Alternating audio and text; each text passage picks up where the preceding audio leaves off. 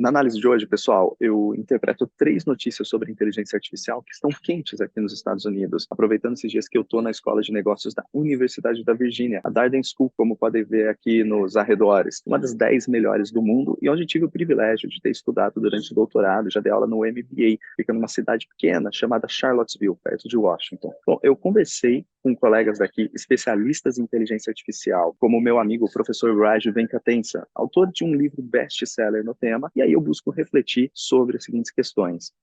Por que o valor de mercado da NVIDIA explodiu recentemente e atingiu mais de 2 trilhões de dólares? 2. Por que o The New York Times proibiu o uso do seu conteúdo para treinar sistemas de inteligência artificial, como o ChatGPT? Ele não permite mais, e vamos entender o porquê. 3. O que está por trás do acordo de licenciamento de conteúdo da terceira maior rede social agregadora de notícias do mundo, a Reddit, com o Google. E isso está muita gente comentando, e a Reddit, ela é um canhão de oportunidades, e a gente vai falar sobre isso também. Nessa experiência, pessoal, um grande insight que tive é que podemos resumir a corrida das empresas interessadas em criarem suas aplicações de inteligência artificial a 2 elementos: chips e conteúdos. E deixa eu explicar o porquê. Bem, a demanda por chips ajuda a explicar a explosão no valuation da NVIDIA, fabricante de chips para computação de alto desempenho, e que são essenciais para destravar uma infinidade de aplicações em inteligência artificial. Ou seja, eu quero dizer que os chips da NVIDIA permitem processar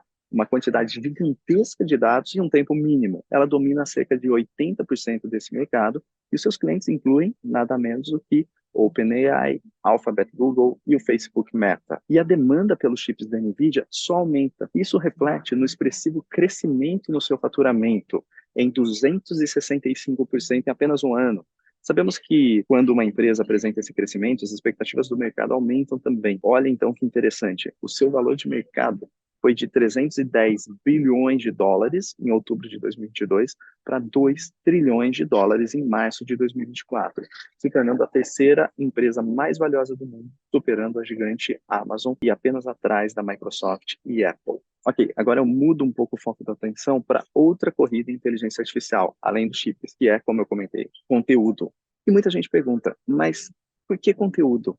Olha, lembrem que a inteligência artificial, para ter mais acuracidade, precisa ser treinada a partir de dados e conteúdos, pois está baseada na noção de machine learning. E só para definir rapidinho aqui, para todo mundo entender, machine learning descreve o processo em que as máquinas recebem conjuntos de dados e são solicitadas a aprenderem por si próprias, a fim de fazerem previsões, intervenções. Por exemplo, quando a gente pergunta algo para o ChatGPT, é isso que acontece por trás. Nisso, a notícia que muitos comentam aqui nos Estados Unidos tem sido o recente acordo de licenciamento de conteúdos ou de dados fornecidos pela Reddit para o Google, que pagará cerca de 60 milhões de dólares por ano. E Google, por sua vez, deverá usar esse conteúdo para ajudar a treinar seus modelos de inteligência artificial. Para quem não conhece, a Reddit é uma rede social agregadora de notícias e sua dinâmica ela é semelhante à de um fórum de discussão e debates entre seus usuários. Os usuários podem votar contra ou a favor de uma determinada publicação e os votos determinam a posição das publicações no site. E dê uma olhadinha nos seus números, eu não tinha ideia da dimensão. Já são cerca de 430 milhões de usuários. Nessa categoria de fórum e agregadores de notícias e conteúdos, está atrás apenas do Pinterest e do Twitter, ou X. E até agora há pouco, eu fiz inclusive o meu registro na Reddit para testar essa rede. E parece bastante interessante. Aliás, pensando bem, acho que 60 milhões de dólares até que está barato para o Google ter mais um tipo de conteúdo que ajudará a treinar a sua inteligência artificial e ele fazer uma certa transição tentativa no seu modelo de negócios de search para inteligência artificial generativa e competir com a Microsoft, investidora da OpenAI. E segundo a conversa que eu tive com o Raj, aqui na Universidade da Virgínia, o autor do best-seller sobre inteligência artificial aqui nos Estados Unidos, ele disse que esse acordo de licenciamento gera uma luz no fim do túnel para muitas empresas detentoras de dados, a exemplo de empresas de mídia, que precisam encontrar novas formas de monetização, ou seja, os dados têm valor, especialmente para quem precisa treinar aplicações de inteligência artificial e buscar onde diferencial, uma vantagem competitiva. E isso está relacionado com a outra notícia, bastante comentada por aqui nessa área. O New York Times recentemente tomou medidas para proibir o uso do seu conteúdo, sejam eles artigos, vídeos, áudio ou fotos, para serem usadas por qualquer software terceiro que treine sistemas de inteligência artificial, a não ser que tenha autorização do próprio New York Times. É um assunto polêmico, envolve brigas na justiça americana e eis que surge o Google novamente. Vi que o The New York Times assinou um acordo estimado em 100 milhões de dólares para permitir que o Google trabalhe em ferramentas para distribuir o conteúdo do New York Times. Imagino treinar sua inteligência artificial. Mais um sinal de que empresas com conteúdos e dados únicos, como as de mídia, podem capturar muito valor neste momento que as empresas de tecnologia querem treinar seus modelos de inteligência artificial. Está aí uma luz no fim do túnel para empresas de mídia buscando novos modelos de monetização, dado a queda que tem os seus modelos tradicionais, sejam de assinaturas, sejam do modelo tradicional de distribuição de conteúdo. De maneira geral, um grande aprendizado meu é entender que a inteligência artificial generativa, como tecnologia por si só, tende a ser cada vez mais comoditizada. Parece contraintuitivo, mas ChatGPT, Microsoft, Google, Anthropic, Meta, Facebook, entre tantos outros protagonistas, estão ainda buscando entender de que forma essa tecnologia vai modificar o comportamento das pessoas e das empresas que buscam por produtividade, por exemplo.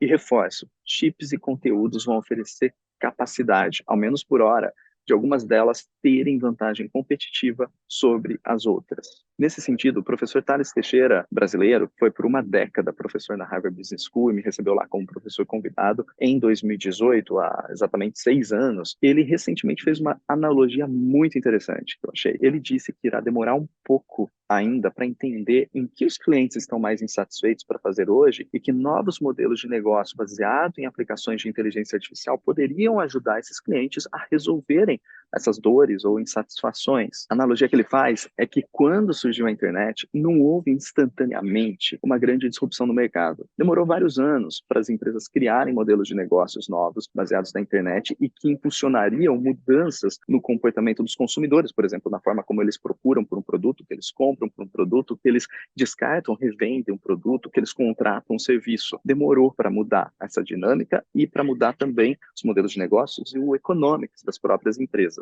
Diante de tudo isso, eu destaco uma importante implicação dessas análises, do que está acontecendo aqui nos Estados Unidos, para o ambiente de negócios no Brasil, para a gente ficar em alerta. Temos localmente muitas empresas de mídia, de varejo, e-commerce, tecnologia, entre tantas outras, com dados super valiosos e que podem sim ser monetizados por elas. Por exemplo, via parcerias com empresas criadoras de aplicações de inteligência artificial e que precisam de dados para treinar seus sistemas. Assim como eu vi aqui nos Estados Unidos, eu acredito que em breve isso acontecerá mais intensamente no Brasil. E espero que essa análise ajude a provocar algumas reflexões de executivos e empresas que buscam estar preparados para o futuro da inteligência artificial.